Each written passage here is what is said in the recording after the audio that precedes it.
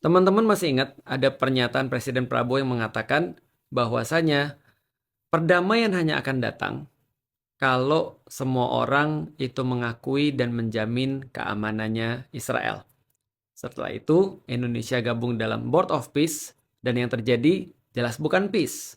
Karena Amerika bersama Israel langsung nyerang Iran.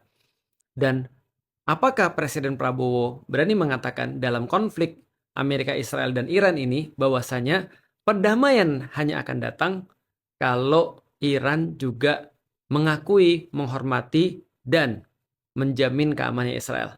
Nggak mungkin kan? Kenapa? Karena itu nggak benar. Kenapa nggak benar? Karena masalahnya adalah Amerika Israel datang menginvasi Iran, melanggar aturan-aturan internasional, lalu terus kemudian membuat perang yang jauh banget daripada kata perdamaian. Karena itu ya memang perdamaian bukan urusan orang-orang bisa menjamin keamanan Israel. Perdamaian akan datang kalau orang yang invasi kabur dari situ, pergi dari situ. Itu logikanya sama persis kayak logika di Gaza. Maka kalau misalnya tidak bisa diterapkan di kasus Amerika Israel ketika nyerang Iran, itu juga nggak bisa diterapkan kata-kata yang sama di Palestina. Karena masalah di Palestina sama seperti masalah di Iran. Amerika dan Israel itu menginvasi dan menjajah Palestina. Karena itu tidak bisa dikatakan perdamaian hanya bisa datang kalau menjamin keamanan Israel. Itu sudah terbukti salah banget. Dan artinya Board of Peace menjadi sesuatu yang juga absurd.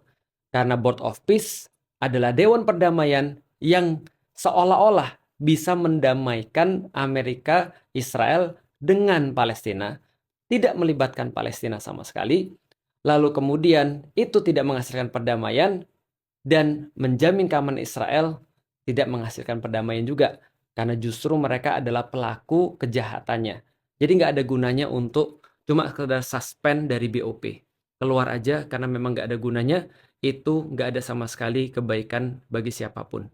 Apalagi kalau Pak Presiden Prabowo ingin memediasi antara Amerika Israel dengan Iran. Untuk apa dimediasi? Yang terjadi bukan orang yang lagi konflik. Yang terjadi adalah penjajahan dan invasi.